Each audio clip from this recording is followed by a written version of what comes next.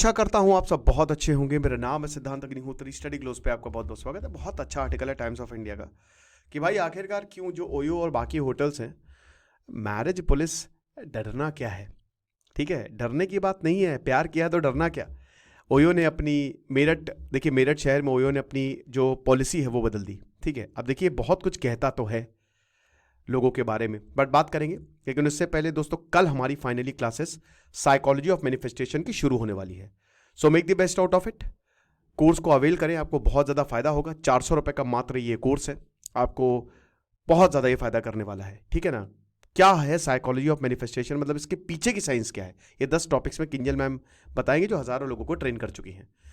तो मेरठ में हमने ये देखा कि ओयो ने अपनी पॉलिसी जो है वो बदल दी।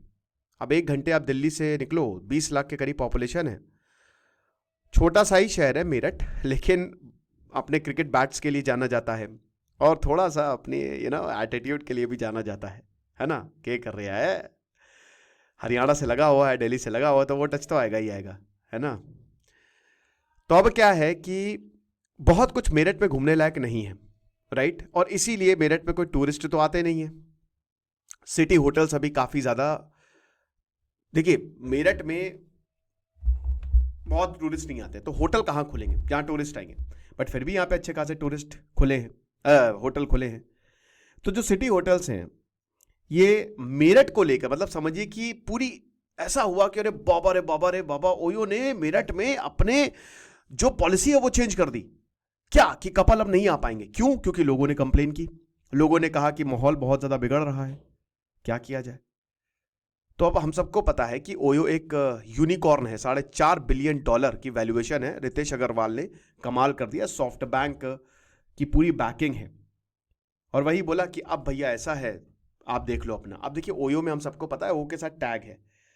भाई कहाँ जाए बेचारे प्यार करने, अगर एक गर्लफ्रेंड बॉयफ्रेंड अनमैरिड है, कहाँ जाए वो, है ना।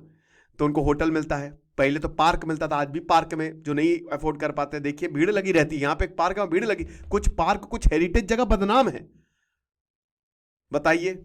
ये होता है, कुछ दिल्ली में जगह बदनाम है, कुछ लखनऊ में जगह बदनाम है, हर जगह कुछ पार्क और जगहें बदनाम होती है कि चलो भैया यहीं पे क्या करें। फिर ओयो ने बोला कि अब से जो है आप हमारे यहां नहीं आ सकते, स्पेशली अनमैरिड कपल्स।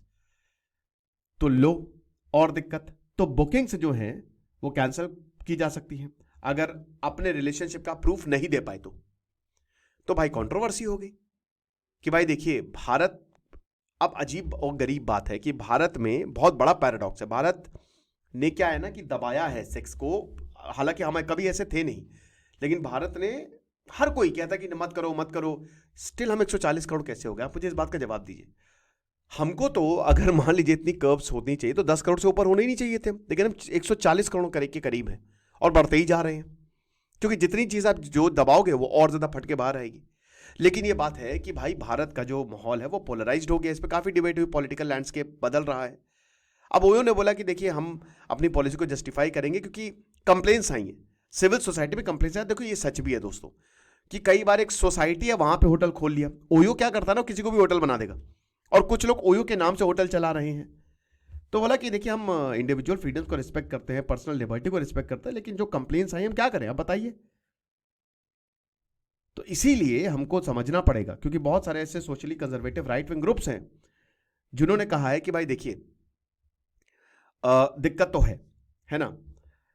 अब इसमें बीजेपी का भी नाम आ रहा है। अब मुझे नहीं लगता बीजेपी, क्योंकि बहुत सारी ऐसी जगहों पे भारतीय जनता पार्टी, क्योंकि आर्टिकल में तो ये लिखा है, बट मैं इससे बहुत ज्यादा इसलिए सहमत नहीं हूं क्योंकि बहुत सारी जगह बीजेपी है, ठीक है, और वहां पे होटल्स हैं, ऐसी कोई दिक्कत तो है नहीं।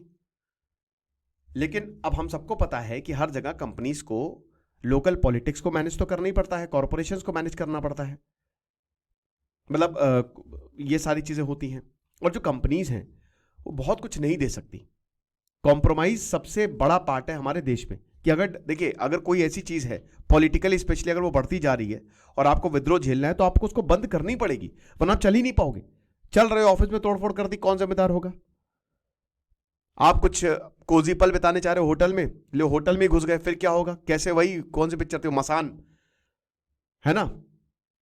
लेकिन ब्रांडिंग तो ओयो की ऐसी हुई है ना भाई, ओयो के अभी तक एक ही शहर में उसने रूल्स को बदला है। क्यों ऐसा हुआ है यह समझना पड़ेगा। भाई बैंगलोर में भी जो टेक हब है, बैंगलोर में भी वो भी सिमिलर बैन चाह रहे हैं कि ऐसा ही बैन जैसा मेरठ में हुआ ना, वैसे ही हमको चाहिए। तो अब बड़ी बात है कि इसी तरीके का बैन क्या बैंगलोर में लगेगा, फिर हर शहरों से आवाज आती रहेगी, फिर ओयो अपनी क्रेडिबिलिटी खोल देगा, है ना। भाई मैंने क्या बताया कि कहीं ना कहीं ओयो पे ये टैग लगा हुआ है कि वहां अनमैरिड कपल्स ही जाते हैं, ये चीज है। जब 10 साल पहले ओयो लॉन्च हुआ तो प्रॉमिस ऑपोजिट था कि एक बजट होटल है, आप अपने पार्टनर के साथ जा सकते हो, कोई दिक्कत नहीं। और बहुत सारे होटल्स ने फिर अपनी पॉलिसी बदली, लेकिन कपल्स को नहीं पता था कि एक नया तरीके का हरासमेंट, कई बार रूम भी डिनाई कर दिया जाता है, और एक थोड़ा सा अभी भी हमें झिझक है, नहीं जा पाते हम कॉन्फिडेंटली, समझ रहे हो। भाई देखिए जो प्राइवेट स्पेस है वो तो डेमोक्रेटाइज्ड है ना, उसमें तो डेमोक्रेसी है। यंग पॉपुलेशन हमारी लगातार बढ़ती जा रही है, कंपनी की कोर वैल्यू, कंपनी ने यंग पॉपुलेशन को ही टारगेट किया था, ठीक है।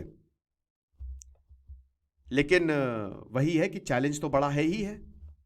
अब पहली फर्म नहीं है जो भारत के इस डिवीजन में फंसी हुई है। जोमैटो को देख लीजिए आप। जोमैटो ने भी जैसे अभी उसने अपना मतलब कुछ ही महीने पहले जो है उसने अपना आईपीओ निकाला।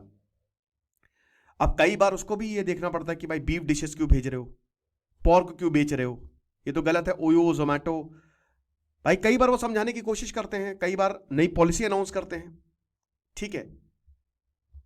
लेकिन दिक्कतें हैं। इकोनॉमिस्ट और ऑफिशियल्स कहते हैं, आर्ग्यू करते हैं कि देखिए हॉस्पिटैलिटी चेन्स और जो डिलीवरी सर्विसेज है ये मास सर्विसेज है, और ये जॉब्स देती है, ग्रोथ देती है देश को, राइट। ये बहुत ज़्यादा ज़रूरी भी है, और यही हमारे देश को चला भी रही है। और अगर आप इनको बंद करोगे तो मैन्युफैक्चरिंग सेक्टर पे डेंट आएगा। बहुत सारी ऐसी कंपनीज है जो बहुत तेजी से स्केल हुई हैं और लाखों लोग इसमें काम करते हैं। फास्टेस्ट ग्रोइंग एम्प्लॉयर्स जो हैं ये कंपनीज आपको देखने को मिलेगी। पहले ऐसा नहीं था, पहले सबको सरकार के भरोसे था और इसीलिए हम ग्रो नहीं कर पा रहे थे। अब साइज के साथ डाइवर्सिटी भी आती है ना। जैसे टॉय मेकर्स या सेलर्स ऑफ डिटर्जेंट जो भारत में है, सर्विस बेस्ड कंपनी जो है वो डायरेक्ट कस्टमर से डील करती है, यहां पे कुछ इफ एंड बट नहीं होता।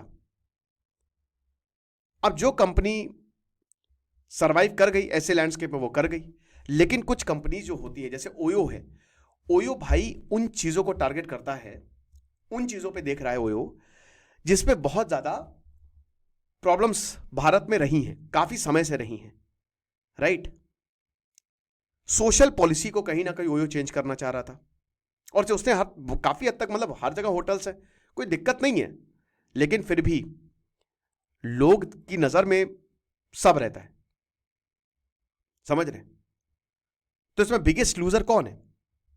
एक तो कस्टमर है और दूसरा कंपनी है।